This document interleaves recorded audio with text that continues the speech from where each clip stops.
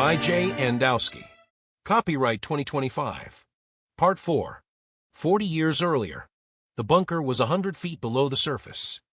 It was pitch black except for the glow of dozens of computer monitors. At each monitor, a triracial or biracial military officer commanded a squad of robotic weapons platforms or a squadron of combat drones. On the large screen that overlooked them was displayed a map of the combat area. On the map were projected red and blue dots representing friendly and enemy units.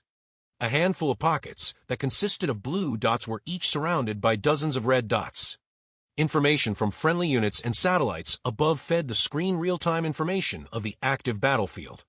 The robots and drones on the battlefield all had the most advanced AI and were completely autonomous, yet they still required by law a human commander of each squad or squadron level. Those human commanders were commanded by a chain of higher-ranking officers within the bunker.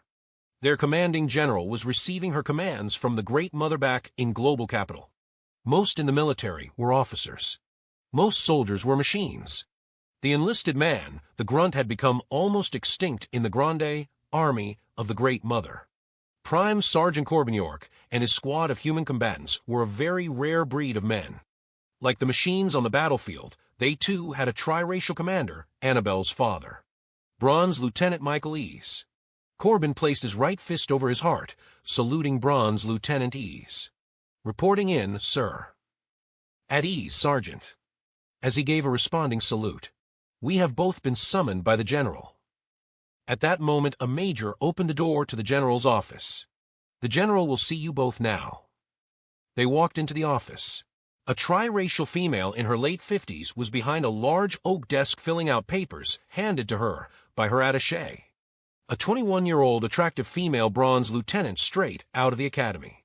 Behind the general on the wall was the United One's rainbow flag with Mother Gaia green trim. In the center of the flag, 3 copper-tone arms gripped each other, forming a triangle. The general waved them to come forward with her left hand as she signed the orders placed in front of her. Signing the last one, the attaché took the papers away and unorthodoxly glanced and smiled at the 29-year-old Prime Sergeant as she left the office. B. Lieutenant Ease and Prime Sergeant York reporting as ordered. Ease said, as both men saluted at attention. The general looked up at both men, taking her time to return the salute, allowing the men to put their arms down. Sergeant York.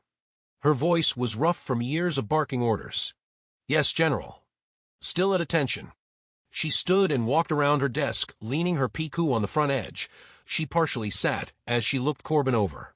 Corbyn was a head taller than her, and most likely twice her weight. He could easily take her over his knee and snap her into two like a dried-up twig. So you're the Sergeant York that took out the last of the Pure-Breds held up in Mecca? Yes, General. He replied, keeping his eyes forward, not looking directly at her. You were also in Moscow where the last Euro trash held up. Yes, General. Well, you've been in this fight against the Pure-Breds since the beginning. 11 years. She stood up and looked him straight in the eyes. Would you like to see the end? Yes, General. She turned her attention to 22-year-old Michael Ease, B.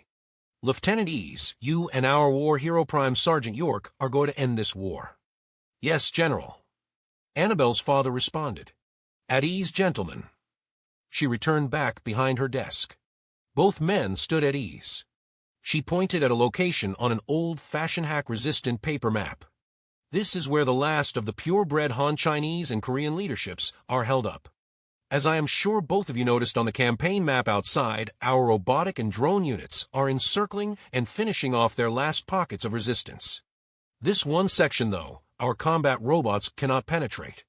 Once they get within a kilometer of their position, we lose all contact with them. Observations from units further out show the units are not destroyed, merely frozen in place, as if they had been shut off. An EMS device, asked Ease. The general looked up at him. Yes. So, we will need to send in a human unit to dig them out.